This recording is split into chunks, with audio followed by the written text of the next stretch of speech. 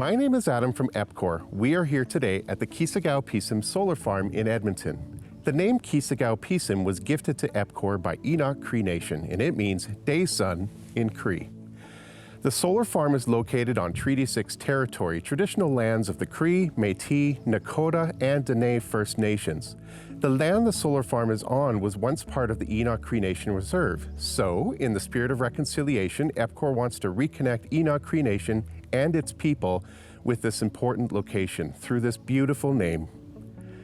The solar farm is making clean, renewable energy to help produce clean drinking water for about 1/3 of all Albertans.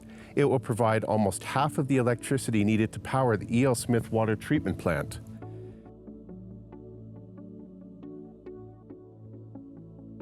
Not only does the solar farm help EPCOR to reduce its greenhouse gas emissions to take action on climate change, it also supports important education and research into how we capture solar energy and store it in batteries for large operations like water treatment plants.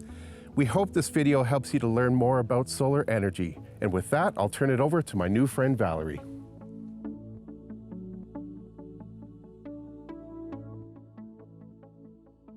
Thanks so much, Adam. Hi, everybody. My name's Valerie, and I'm the Outreach and Engagement Coordinator for Future Energy Systems.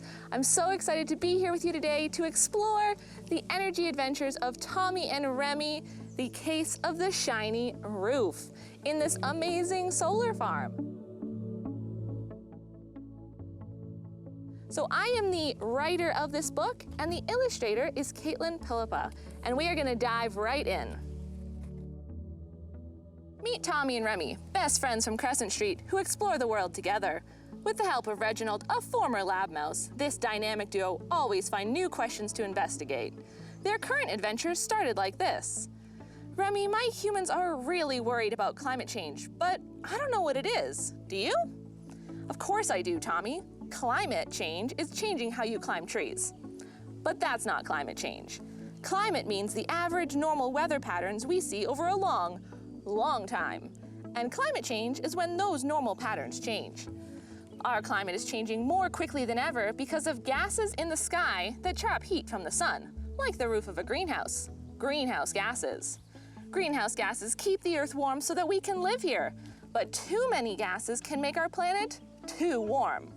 Many daily activities, including driving cars and generating electricity, can release a lot of greenhouse gases.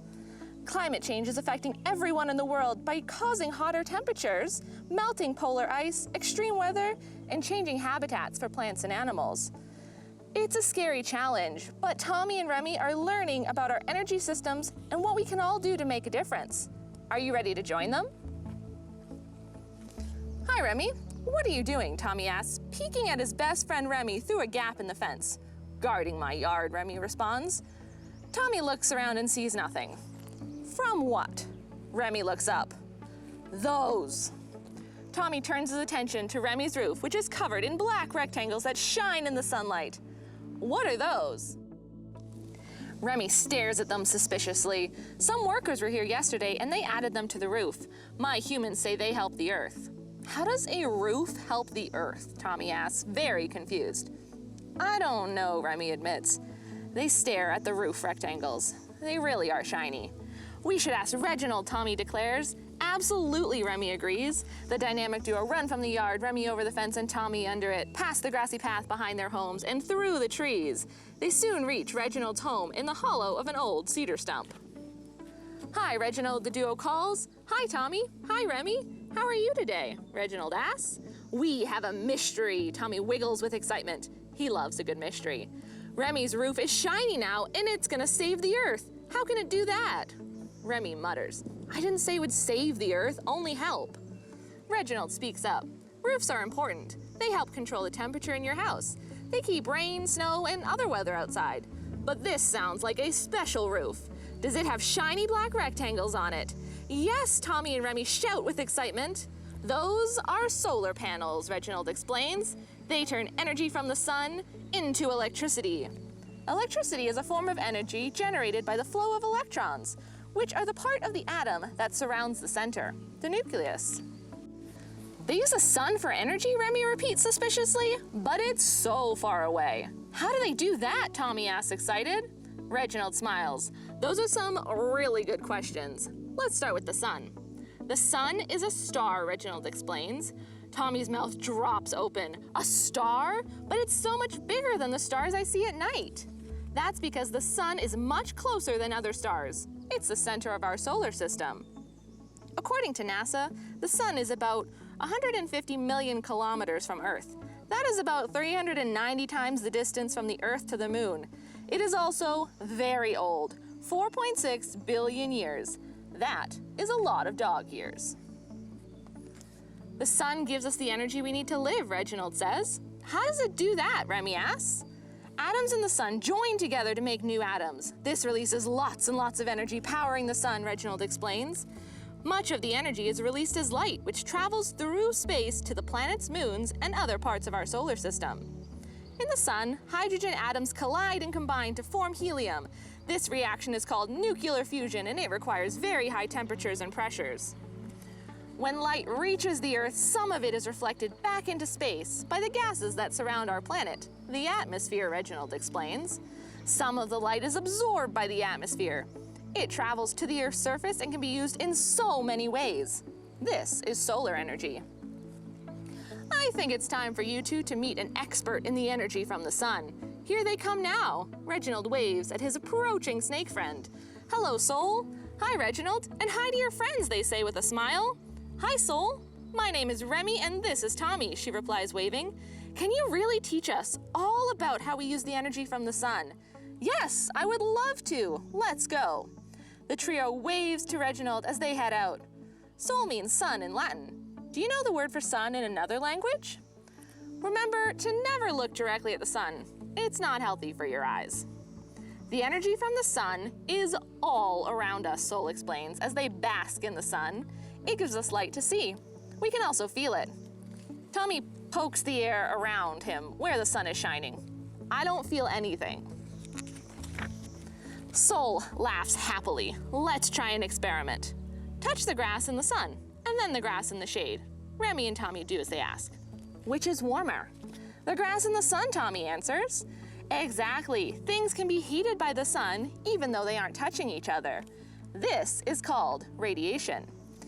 Heating things through direct contact is called conduction. Heat transferred in liquids and gases through the movement of molecules is called convection.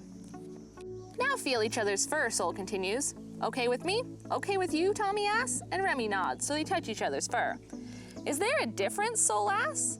My fur is warmer, Remi says. Because you have darker fur, darker colors absorb more energy and get warmer than lighter colors, which reflect more energy.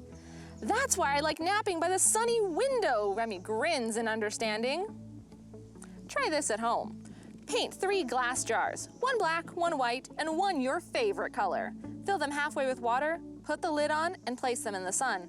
After an hour, which one has the warmest water? Heating things with sunlight means that we use less energy from other sources, Sol explains.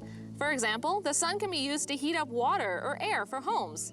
I love a warm bath, and a cold one, Tommy wiggles with excitement. I don't, Remi sniffs. Sol continues. As the sun shines on a dark material on the roof, solar energy is collected in that material, and it warms up. Fluid or air is contained in pipes and absorb heat as it flows over the warm, dark material, carrying it into the house. Humans can also build using materials that absorb heat, so that way they use less energy to keep buildings warm, Sol says. Humans can use light from the sun rather than turning on lamps that use electricity. They can use the sun and wind to dry clothes. Humans can even use the sun for cooking, Sol exclaims. By using a shiny surface to direct the sunlight and dark materials to absorb heat, we can create a solar oven or cooker. Using energy from the sun to cook means that humans use less energy from other sources. Why is it good to use less energy from other sources, Remi asks. Each source of energy has different impacts on the Earth, Sol explains. Can you name some of the good things about the sun and its energy? Well, Tommy ponders. The sun comes up every morning.